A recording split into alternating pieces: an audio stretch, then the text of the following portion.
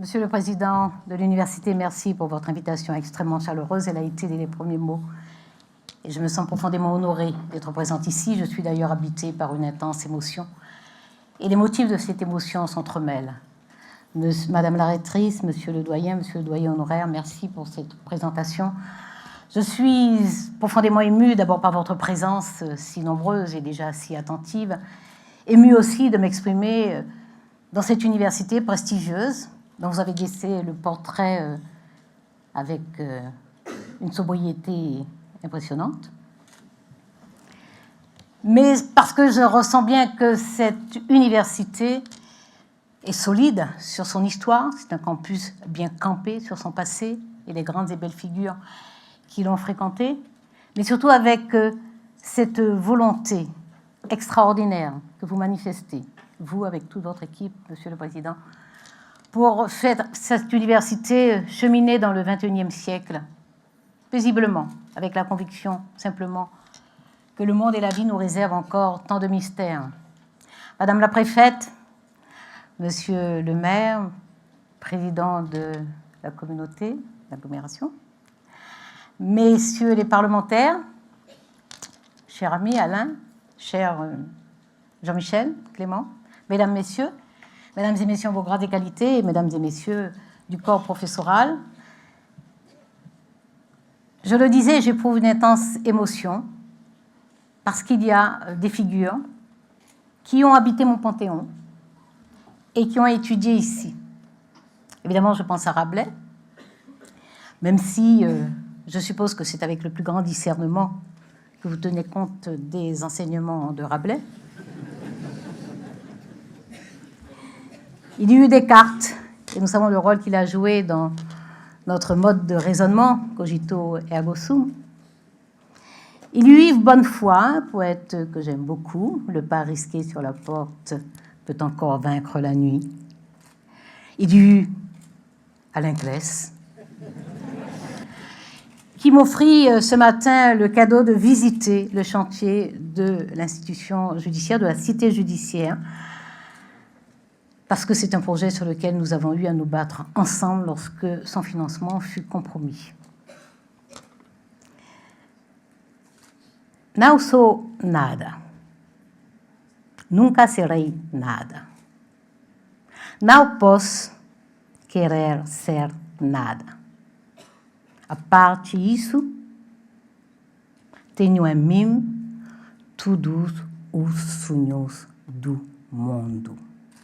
C'est du portugais. Avec l'accent brésilien, j'admets. Je ne suis rien. Je ne serai jamais rien. Je ne peux vouloir être rien. À part cela, je porte en moi tous les rêves du monde.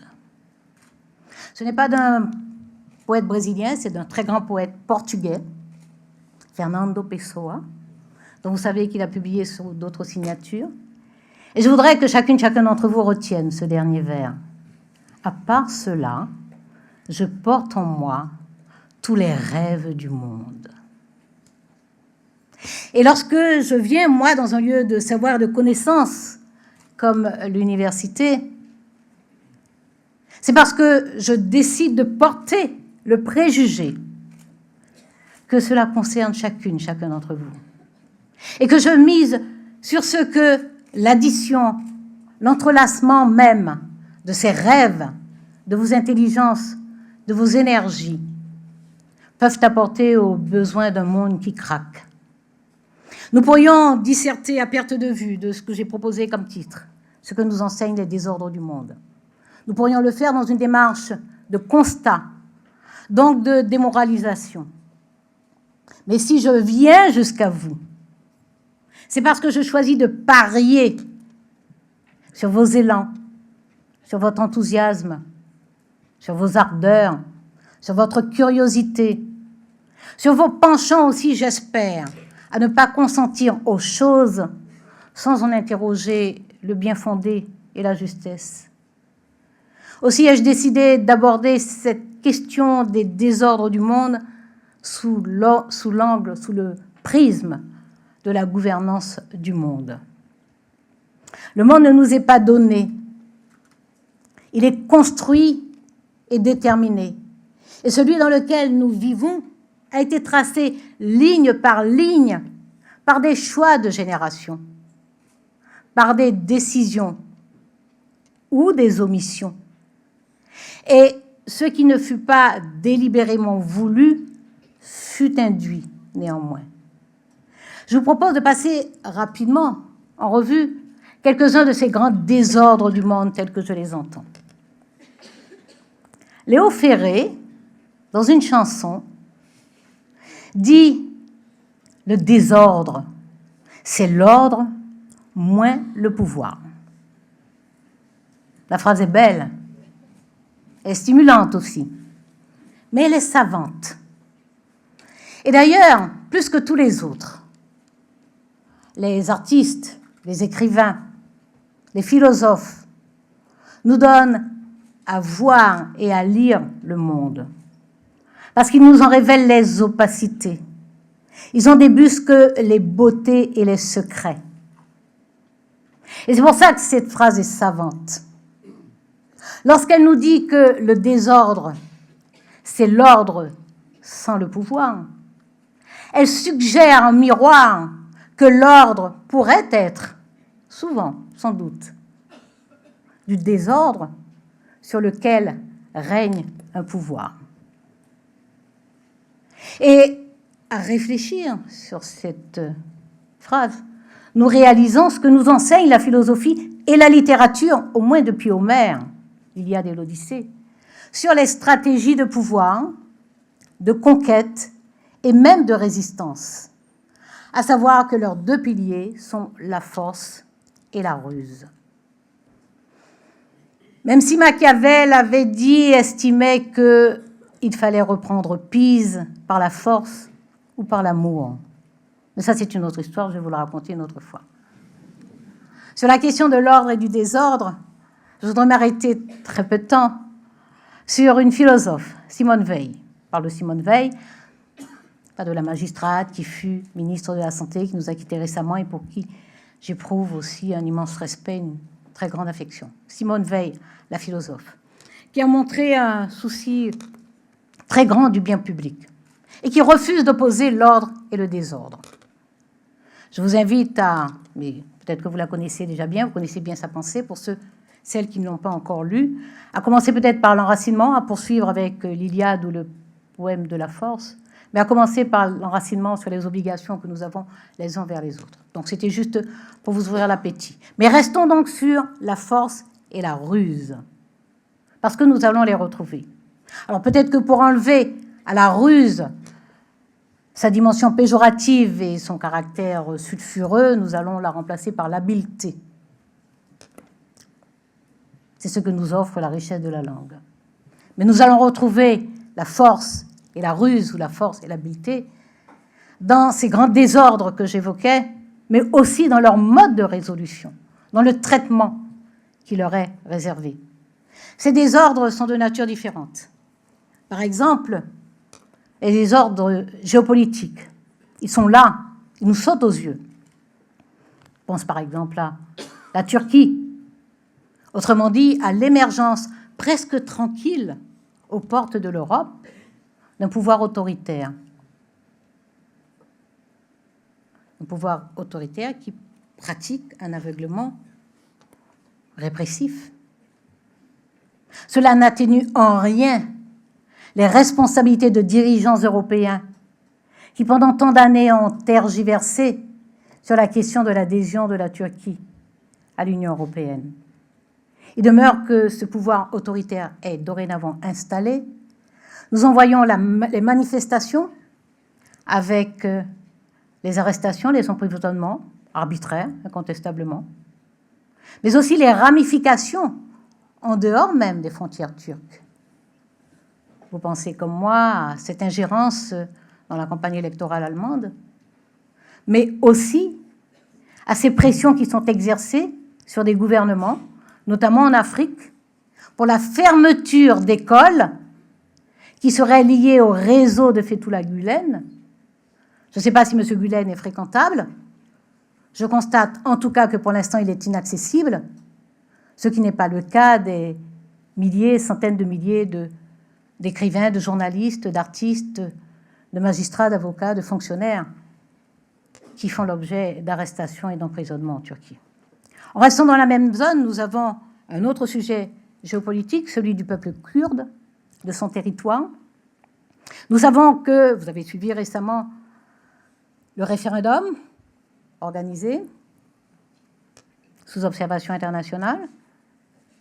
Nous savons que l'enjeu géopolitique et l'enjeu géoculturel concernent 3 pays, la Turquie, l'Irak, la Syrie, que les tensions sont fortes, mais que la communauté internationale est aussi concernée. Dans la même grande zone géographique, nous avons assisté à une violation de frontières, et donc à une violation d'accord, l'accord de Minsk, sur la frontière ukrainienne par la Russie. Si nous allons vers le bas du globe, même si la planète n'est pas placée de cette façon, elle tourne, paraît-il. En Asie, dans la péninsule coréenne, inutile de décrire les choses. Cependant, la démesure d'un dirigeant ne doit pas nous faire perdre de vue que la réalité territoriale dans cette région est directement liée à un partage du monde à la fin de la Deuxième Guerre mondiale. Pour rester encore dans la grande région d'Asie, la frontière entre l'Inde et le Pakistan est un lieu quotidien de démonstration de force et de dissuasion. Si nous remontons vers la Méditerranée, le Maghreb, nous savons qu'il y a encore des sujets frontaliers sur le Sahara, entre l'Algérie et le Maroc. On peut même ajouter avec l'Espagne. Au Moyen-Orient, nous avons un nœud terrible, qui révèle l'échec de 2 générations et qui pose évidemment la question des territoires, des États et des droits de chaque citoyenne et de chaque citoyen en Israël-Palestine. Nous redescendons encore, nostalgie, allant un petit peu vers cette Amazonie d'où je viens. Et en Amérique du Sud, le Venezuela est en train de devenir un abcès, et ce n'est pas le scrutin d'hier qui va aider à le crever manifestement. Remontons à l'Amérique du Nord. Ah, l'Amérique du Nord. Cette idée complètement extravagante d'un mur entre les États-Unis et le Mexique. On parle moins de l'oléoduc, qui est aussi une extravagance, une source de méfaits, qui va donner lieu à des prédations foncières ou à des aliénations foncières dans le Nebraska, en territoires amérindiens, des territoires qui ont pourtant un statut particulier du fait des traités signés avec le gouvernement fédéral. Et je passe très vite sur ce qu'on appelle, à tort, je passe très vite sur ce qu'on appelle, à raison, le décret Muslim Ban, qui liste des pays dont les ressortissants ne pourront pas entrer aux États-Unis. Dans les pays d'Afrique, nous avons des risques de sécession, de partition. Nous avons en tête le Kivu, bien sûr, en République démocratique du Congo, la situation au Mali, en Centrafrique. Je ne m'arrête même pas sur le chaudron que continue à représenter l'Asie centrale. Et puis, il y a bien entendu la question des armes nucléaires, dont officiellement 9 pays seraient dépositaires.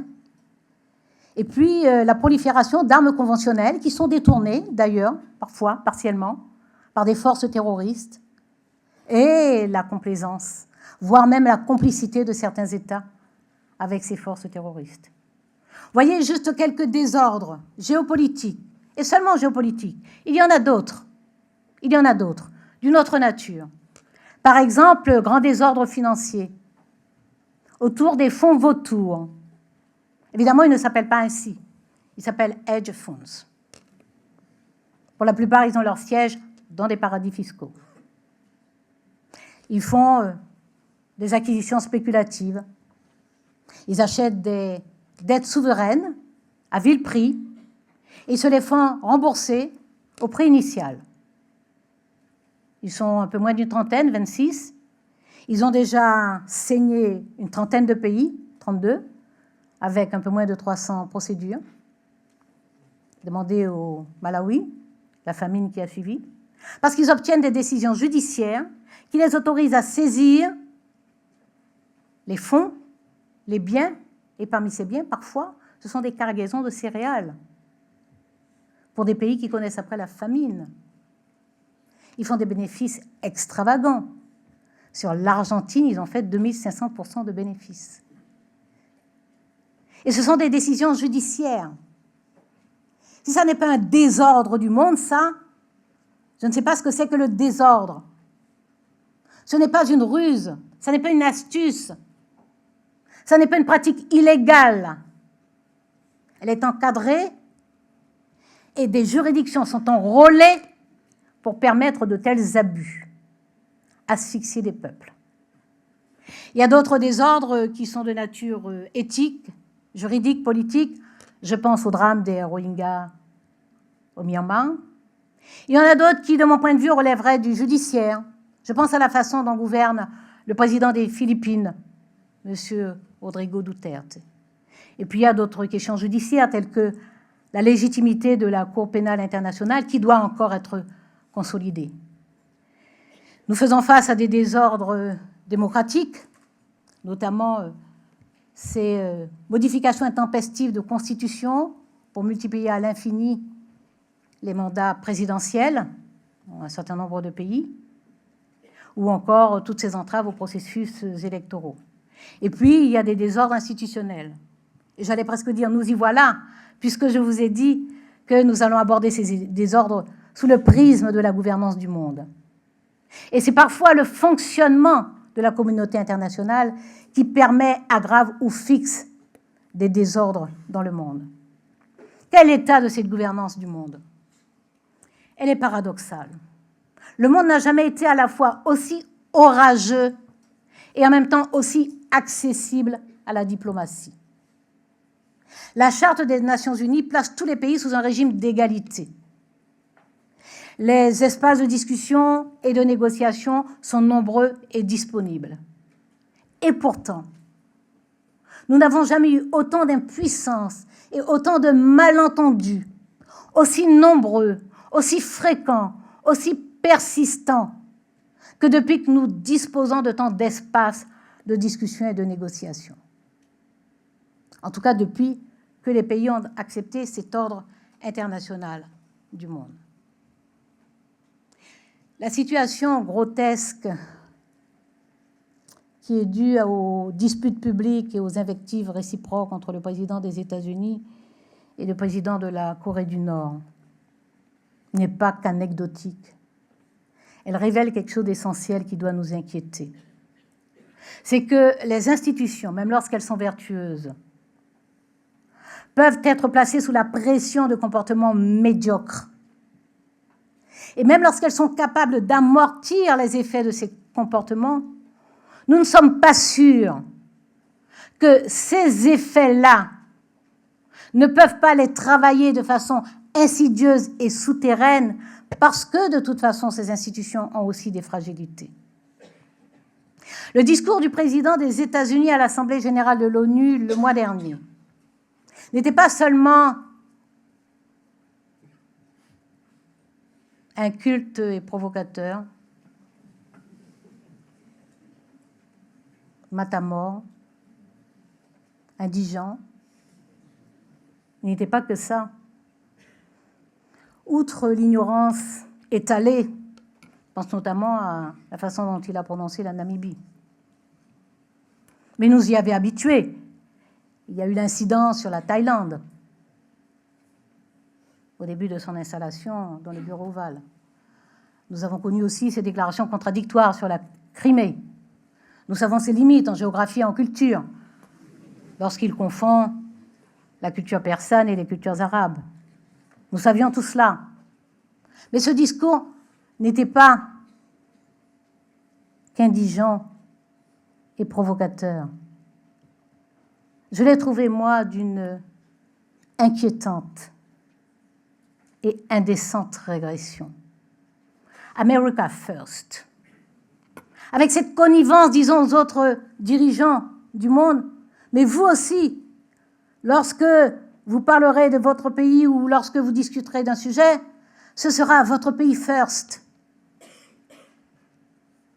Mais c'est quand même par la voix de l'actuelle première puissance mondiale que nous avons entendu cette oraison funèbre du multilatéralisme. Ce n'est pas juste le retour glorifié de nationalisme, primaire, sommaire, anachronique, opportuniste. Ce n'est pas seulement l'incapacité à saisir la complexité du monde. Ce n'est pas juste un propos comme ça, fruste, qui ne susciterait que de la condescendance. C'est de l'anticulture multilatérale. C'est une doctrine hobbesienne. Vous connaissez la théorie de Thomas Hobbes. La guerre de tous contre tous, d'où la nécessité de l'État, le fameux Léviathan. Omnia bellum contra omnes. La guerre de tous contre tous. Chacun, my country first. C'est juste le contraire du multilatéralisme.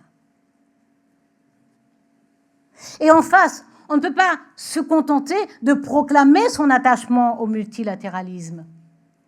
Il ne s'agit pas d'un affrontement sentimental entre l'unilatéralisme et le multilatéralisme. Cette doctrine hobbesienne est grosse de menaces et de provocations verbales, juridiques, logistiques. Et dans la provocation logistique, j'introduis les provocations militaires. C'est une posture, c'est un discours qui rend le monde dangereux et fragile. Et la preuve d'ailleurs en est faite sur l'accord de Paris sur le climat ou sur l'accord relatif au nucléaire iranien. En face de cela, la riposte ne peut pas être juste des arguments de salon. Il s'agit de redéfinir le multilatéralisme. Il s'agit d'en faire une cause en soi. Il s'agit de dire quelles sont ses exigences, quels efforts requiert cette cause, quels sacrifices elle suppose, mais aussi quels bienfaits on peut en attendre, non chacun pour soi, mais pour rendre le monde vivable, à défaut de le rendre amical, voire fraternel, le rendre vivable. C'est cela l'enjeu du multilatéralisme. Qu'y a-t-il d'ailleurs au sourd de ce multilatéralisme? La paix. La paix. Le reste est voulu et donné de surcroît. Il y a la paix. Dans son essai « Mémoire, histoire, oubli », Paul Ricoeur écrit « Ce qu'il faut évoquer ici, c'est le rapport de l'histoire avec la violence. Les événements fondateurs sont pour l'essentiel des actes violents, légitimés après coup par un état de droit précaire. Ce qui fut gloire pour les uns fut humiliation pour les autres. » Fin de citation. Autrement dit, nous savons qu'il faut être attentif aux concepts utilisés, aux références, aux attitudes aussi. Nous devons y être attentifs. Nous devons constamment interroger l'histoire. Nous devons chercher à comprendre le présent avec du recul et de la longue mémoire. Et pour cela, nous avons des travaux. Nous avons des travaux qui nous permettent de comprendre le présent grâce à ce recul. Il y a les travaux de vos enseignants, il y a les travaux que vous recommandent vos enseignants. J'y ajouterai, mais c'est probablement dans les recommandations, les travaux d'un historien médiéviste comme Patrick Boucheron, ceux qu'il produit et ceux qu'il dirige avec d'autres historiens. Nous savons qu'il faut interroger cette longue mémoire, mais aussi demander aux arts et aux cultures ce qu'ils peuvent nous enseigner pour comprendre le présent. Au sourd du multilatéralisme, il y a effectivement cette recherche de la paix. Et il y a en termes de méthode cette culture diplomatique.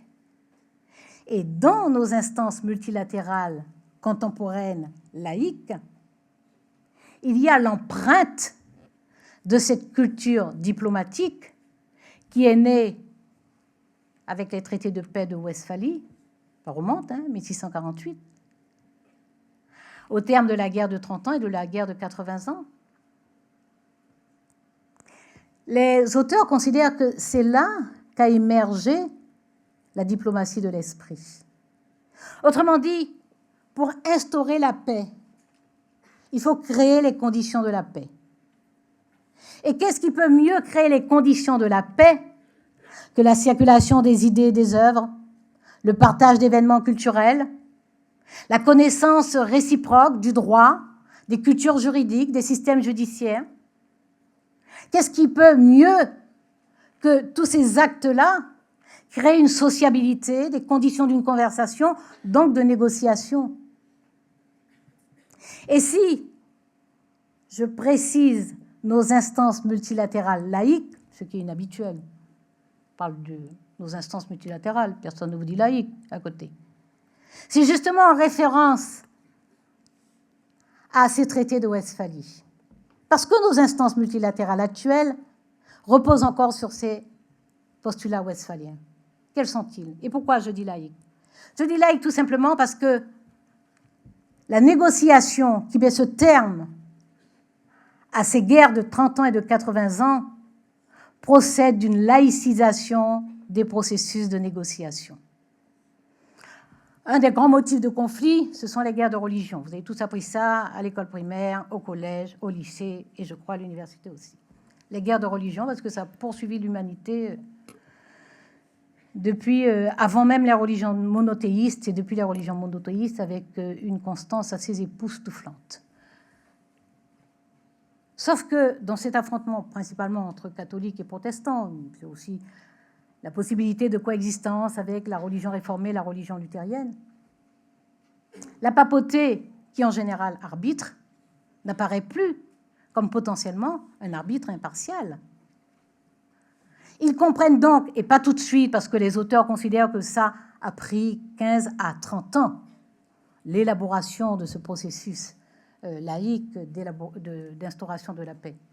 Ils comprennent que ça n'est pas dans le champ religieux que l'on va trouver un espace de conciliation, que les dogmes sur lesquels repose chaque religion empêchent cet espace de conciliation. Il faut donc sortir du champ religieux. Et c'est ainsi qu'ils se déportent sur le champ civil avec les mêmes droits pour tous. Que les confrontations religieuses puissent se poursuivre, si elles veulent. Mais il existe un champ civil qui est un champ neutre dans lequel tous les citoyens sont reconnus comme ayant les mêmes droits. C'est donc ce processus de laïcisation qui va permettre l'instauration de la paix, qui va permettre aux valeurs humanistes de prospérer et qui permettra également à la culture juridique de s'imposer, la culture juridique étant l'antidote à la culture de la force. Quel est l'état de notre organisation internationale aujourd'hui, celle qui assure la gouvernance du monde? Vous connaissez la gestation de l'Organisation des Nations Unies, a commencé avec la Société des Nations créée en 1919. Après la Première Guerre mondiale, c'était la der des der. Il était impossible qu'on puisse recommencer une boucherie pareille. C'était vraiment la dernière. Il fallait y mettre un terme. Donc, on crée un espace où les pays peuvent se voir, se parler, discuter, négocier. Donc, un espace où la diplomatie permet de désamorcer tout ce qui peut devenir conflit armé. Évidemment, ce fut un échec. Mais cet échec de la Société des Nations n'empêche que cette expérience a contribué à la gestation de l'Organisation des Nations Unies, qui va survenir après la Deuxième Guerre mondiale. Mais il y a des étapes intermédiaires. Par exemple, la Charte de l'Atlantique, qui est signée entre les États-Unis et le Royaume-Uni, ou les deux puissances de l'époque. Alors, c'est-à-dire les États-Unis, M. Roosevelt, le Royaume-Uni, M. Churchill, se rencontrent aux alentours de Terre-Neuve et décident de choses aussi différentes qu'un plan qui permette d'assurer la souveraineté des peuples pour le choix de leur régime politique, mais également le contrôle des mers. Il y a la conférence de Téhéran, qui a lieu en novembre-décembre 1943 et qui rassemble là les trois puissances, c'est-à-dire les États-Unis, Roosevelt, le Royaume-Uni, Churchill, et l'Union soviétique, bien entendu, avec Staline. C'est une étape aussi avant cette création de l'Organisation des Nations Unies. Il prévoit le plan de débarquement en Europe de l'Ouest, mais il prévoit aussi, dans un accord avec la Chine, les moyens de neutraliser le Japon. Il y a bien entendu la conférence de Yalta, qui est considérée comme une conférence de partage du monde en février 1945. Mais la plus importante, c'est bien entendu la déclaration des 26 nations à San Francisco, déclaration qui sera signée en juin à New York par 51 pays, aujourd'hui 193. Pourquoi 51 pays? Parce qu'au sortir de la guerre, nous sommes dans un monde d'empires coloniaux. Et que c'est la décolonisation, le démantèlement des empires coloniaux qui va permettre l'émergence de nouveaux pays, de sorte qu'aujourd'hui, nous soyons à 197 pays, dont 193 qui ont signé la Charte des Nations Unies. Voilà donc l'état de notre cadre institutionnel. Ce cadre institutionnel révèle des influences, aussi bien sur le plan symbolique que sur le plan de l'organisation. Vous savez que la Charte des Nations Unies commence pratiquement comme la Constitution des États-Unis. We, the peoples of the United Nations, determined to save succeeding generations from the scourge of war. Donc nous, les pays, les peuples des Nations Unies, bien déterminés à préserver les générations suivantes du fléau de la guerre. Et la Constitution des États-Unis, c'est We, the people of the United States, in order to form a more perfect union. Hein? Avec l'intention de créer une union plus parfaite encore. C'est absolu, c'est plus qu'absolu, hein, plus parfaite encore. Il y a donc cette trace symbolique. Mais il y a la trace, évidemment, dans l'organisation et dans les actions. Ce qu'il faut retenir, c'est qu'il y avait une vraie vision du monde chez celles et ceux qui ont pensé ce cadre institutionnel pour l'ordre international. Ils ne remettaient pas en cause l'ordre, qui est un désordre, l'ordre colonial et impérial du monde. Ils ne le mettaient pas en cause, mais il demeure qu'ils avaient une vraie vision du monde, qui s'est traduite, par exemple, par ce principe d'égalité que j'évoquais tout à l'heure, à savoir que dans la Charte des Nations Unies, tous les pays sont égaux, quelle que soit leur taille, quelle que soit leur population. Et c'est un principe de base pour permettre effectivement les négociations. L'intangibilité des frontières est également inscrite dans la Charte des Nations Unies. Sauf que cette intangibilité des frontières va finir dans des impasses parce qu'il y a une contradiction de fond entre cette intangibilité des frontières reconnue en 1945 et bien entendu le démantèlement qui suivra des empires coloniaux, c'est-à-dire la revendication de colonies à leur propre indépendance. Donc le principe de l'autodétermination des peuples, qui est également inscrit dans la charte, va heurter le principe de l'intangibilité des frontières, et c'est pour ça que nous allons nous retrouver avec plus de décennies de conflits difficiles à résoudre. Cette vision prospective se traduit aussi par le plan Marshall. Le plan Marshall, qui est un plan de financement d'économies, de plusieurs économies du monde, en liant ces économies, donc en prenant le risque de compétition entre ces économies. C'est juste orthogonal par rapport à ce que nous dit l'actuel président des États-Unis, avec son America First, avec son repli sur soi, avec son retrait des États-Unis de toutes les grandes aventures universelles.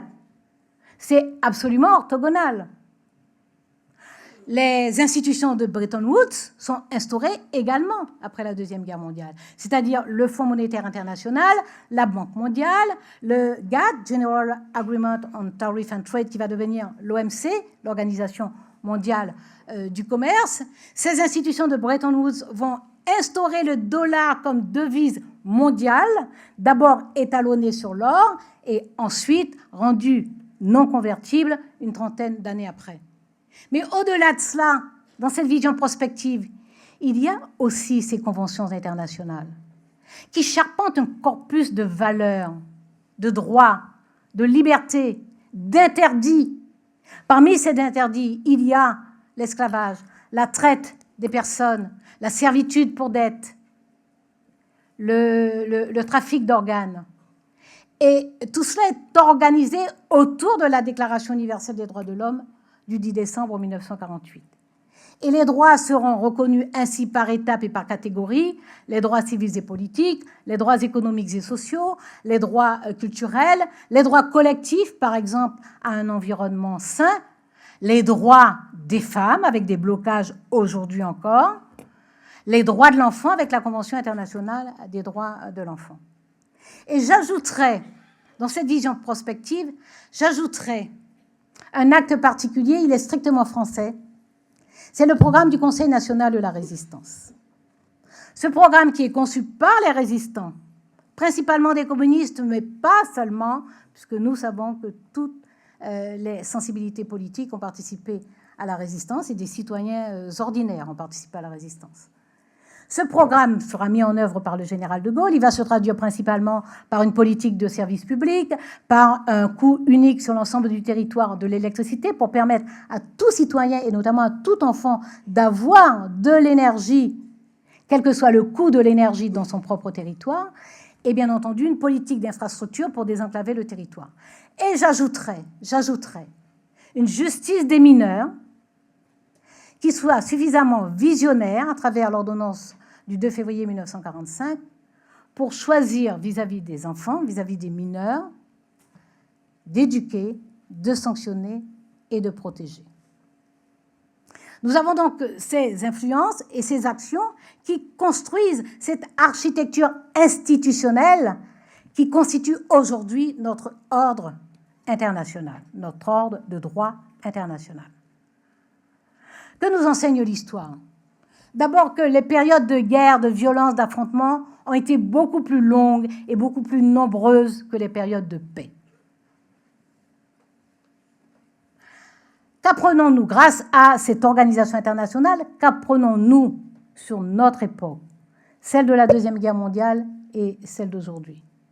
Nous apprenons que la sidération induite par les deux guerres mondiales est telle qu'elle a inspiré à des femmes et à des hommes avec une très grande ténacité, une telle inventivité, une telle pugnacité, une telle créativité qu'ils ont été capables de concevoir cet espace diplomatique qui porte les empreintes de cette diplomatie de l'esprit, cet espace diplomatique de façon à épuiser vraiment toutes les possibilités de discussion et de négociation.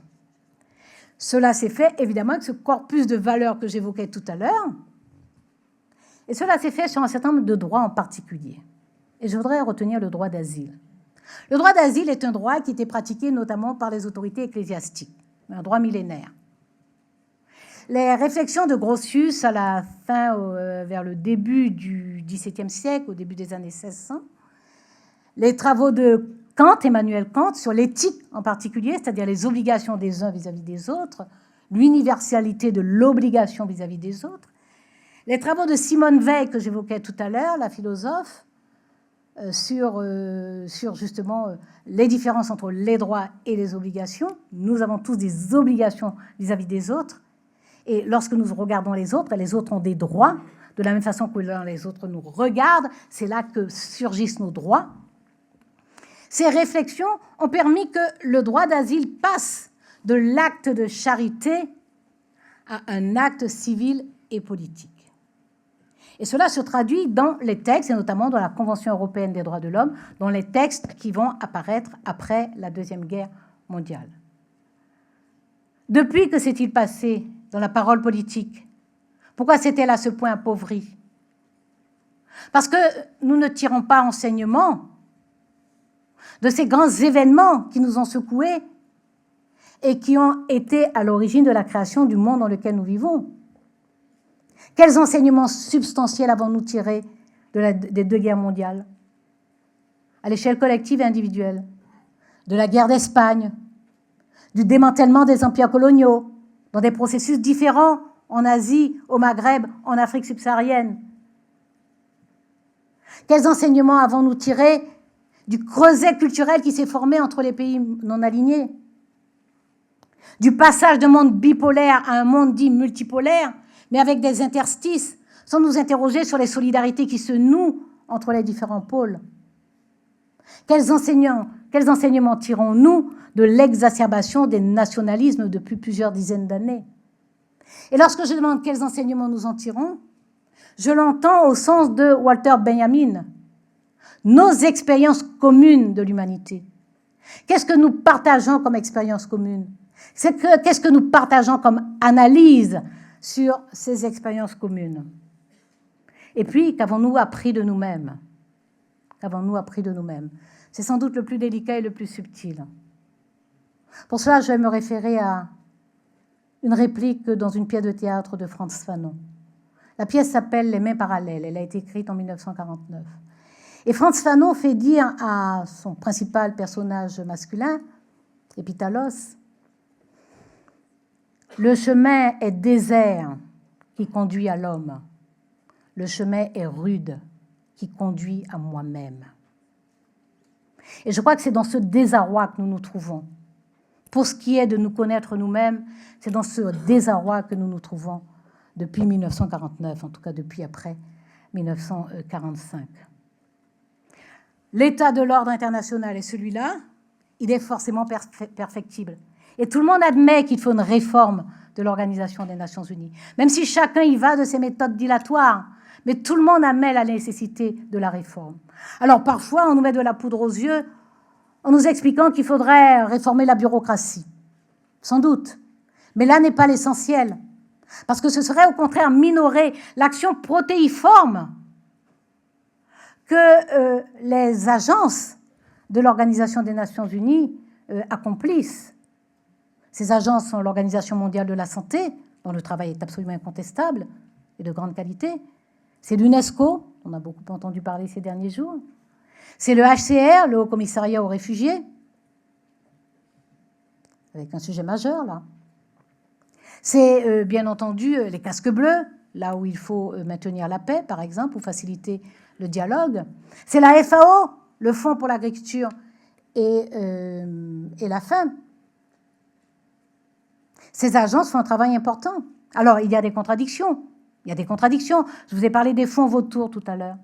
Quel sens y a-t-il à augmenter les budgets de la FAO, du PAM, du Programme alimentaire mondial, si dans le même temps, on autorise les méfaits des fonds vautours?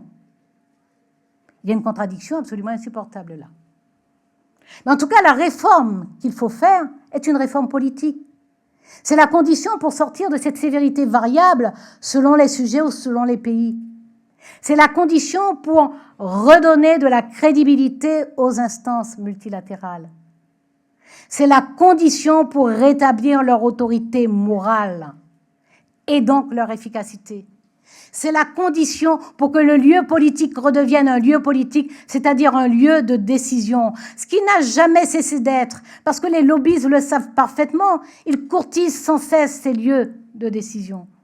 Mais les politiques eux-mêmes ont perdu de vue que les lieux politiques sont des lieux de décision. Cette réforme politique doit avoir lieu. Elle n'est pas simple à faire. Elle n'est même pas simple à envisager. Mais parler de réforme politique sur la gouvernance du monde revient évidemment à examiner la composition et le fonctionnement du Conseil de sécurité. Ce Conseil de sécurité, c'est celui du monde de l'après-guerre. Et la question du droit de veto est une question cardinale. C'est une question difficile. Elle est extrêmement difficile. Maintenir le droit de veto pour les 5 membres permanents actuels et le refuser à d'autres est difficilement défendable. Supprimer le droit de veto est gros de péril. L'étendre est chargé d'impondérables. Le sujet est donc extrêmement complexe et pourtant il doit être traité. Parce que maintenir le Conseil de sécurité dans l'état où il est actuellement, sans y toucher, alors qu'il est juste une survivance arbitraire d'un monde totalement révolu, contient des germes de corruption morale interne qui ne peuvent qu'affaiblir la capacité de la communauté internationale à assurer une fonction régulatrice sur les conflits du monde. Il faudra donc y venir. De même qu'il faudra accepter de traiter la question d'une assemblée qui serait représentative des peuples et des citoyens et qui ferait pendant à l'Assemblée des États. Et lorsque l'Organisation des Nations Unies refuse même juste de considérer cette hypothèse, elle va contre elle-même et contre sa nature, parce que c'est elle qui, en développant les droits des gens, donc en décidant qu'il y a des droits inaliénables, a permis de faire contrepoids à la raison d'État. Il faudra donc du courage moral et politique pour considérer ces questions-là. Faut-il conclure? Et comment conclure? Comment conclure? D'abord, vous dire que la conclusion est forcément provisoire. Et peut-être même éphémère. Ce que j'ai soumis là, cet après-midi, dans cet exposé à votre esprit critique, doit être traité par votre esprit critique. Vous devez, pour les étudiants notamment, avec vos professeurs, les adultes savent qu'ils peuvent le faire, avec vos propres recherches, vos propres réflexions, interroger tout ce qui vous est offert, tout ce qui vous est soumis, l'interroger. Vous avez une seule exigence, probité et rigueur. Probité et rigueur. Le reste, interrogez le monde. Pas pour votre confort intellectuel ou affectif, mais pour ce qu'il révèle et pour ce qu'il révèle de nous-mêmes, pour les désordres qu'il contient et qu'il recèle, pour les dysfonctionnements qu'il maintient. Je sais que dans les nouvelles générations, la mienne n'a pas que des raisons d'être fière, quelques-unes, mais beaucoup de raisons d'être confuses pour ce que nous vous laissons en héritage et en difficulté non réglée. Mais je sais que dans les prochaines générations aussi, il y en a qui vont s'accommoder du monde, de ces inégalités, de ces injustices, de ces égoïsmes. Mais je crois qu'ils seront minoritaires. Ils seront minoritaires parce que d'abord, je vous rencontre beaucoup, les jeunes, dans les lycées, les universités, les écoles, dans les associations, les lieux culturels, les clubs sportifs, à la sortie des théâtres, des cinémas, de l'opéra, des concerts, pas des boîtes de nuit. Je n'y vais plus depuis très longtemps. Je n'y allais pas tellement d'ailleurs, parce qu'on peut danser dans les concerts. Mais parce que je vous rencontre, je sais effectivement qu'il y a une minorité qui va s'accommoder des gaspillages, des brutalités, des violences, des fureurs du monde. Mais ce sera une minorité. Je sais assez que j'approche votre diversité sociologique, sociale, culturelle, et que vous saurez faire masse pour empêcher de nuire les quelques-uns qui pourraient faire de gros dégâts. La mondialisation vous est familière, elle vous est naturelle même, parce que c'est votre génération. Et cette mondialisation, elle nous donne le pire et le meilleur. Le pire, les spéculations financières, y compris sur les denrées alimentaires, qui provoquent de la pauvreté, de la misère, des émeutes de la faim, comme une centaine de pays en ont connu ces dernières années, parfois des suicides en cascade. Le pire, ce sont tous ces trafics, les stupéfiants, les armes, les personnes, les organes. Le pire, je dirais aussi, c'est notre rapport officiel aux personnes réfugiées, qui en moins d'un demi-siècle sont passées de 2,5 millions de personnes à 65 millions lorsque l'on compte les personnes qui sont déplacées dans leur propre pays. De plus en plus de femmes, de plus en plus d'enfants, plus vulnérables, plus exposés aux violences. Mais ce monde nous offre aussi le meilleur. Le meilleur, c'est parfois, pas toujours, mais parfois, la conscience que les frontières ne servent pas qu'à séparer. Elles servent aussi à distinguer et à relier. Que les technologies peuvent servir à partager des savoirs et à nouer des solidarités. Que les imaginaires s'enrichissent en se fréquentant. Et que la mondialité glisse en tienne, du nom des doigts glissants. La mondialité, cette poétique de la relation, une poétique active, pas contemplative, est la seule réponse à la fois sensible et rationnelle à la mondialisation brutale et inégalitaire. Je sais que vous le savez. Je sais que vous comprenez les choses ou que vous les percevez, que vous les pressentez, que vous savez mêler l'intuition et la connaissance. Comme si vous aviez compris ce qu'entendait ce grand poète espagnol Federico García Lorca lorsqu'il disait qu'il est imprudent de vivre sans la folie de la poésie. Je sais que vous comprenez cela et c'est pour ça que je conserve pour ma part à la fois ma combativité et mon optimisme, de sorte que mes derniers mots seront ceux de Pier Paolo Pasolini. C'est ainsi que j'en vins au jour de la résistance, sans en connaître rien, sinon le style tout de lumière, mémorable conscience de soleil. Je vous remercie.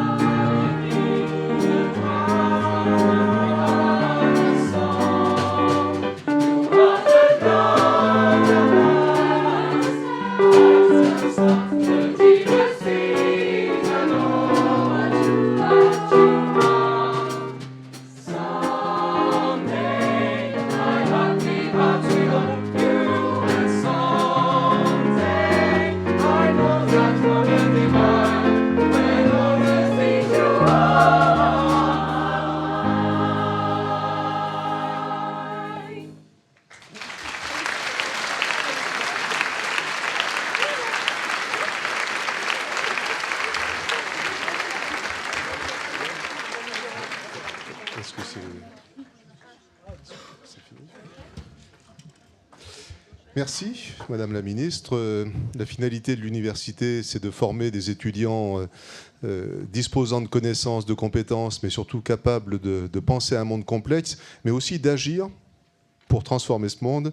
Et votre propos ne peut que nous inviter à essayer de continuer à essayer de transformer ce monde. Donc merci. Merci à tous les personnels qui ont organisé dans de très bonnes conditions cette rentrée qui était un peu complexe pour nous. Donc merci à eux.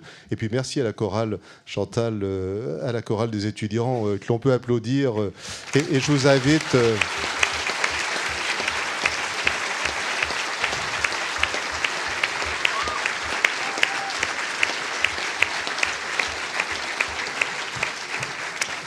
Et je vous invite à échanger autour d'un verre parmi les fluides, mais il n'y a pas que celui-ci, mais il est important, la première cuvée de jus de pomme bio de l'Université de Poitiers, mais il y a d'autres fluides. Je vois le député Jean-Michel Clément être inquiet, donc je te rassure, mon ami, voilà, au pays de Rabelais, voilà. Je vous invite à nous retrouver autour d'un verre et merci, Madame Taubira.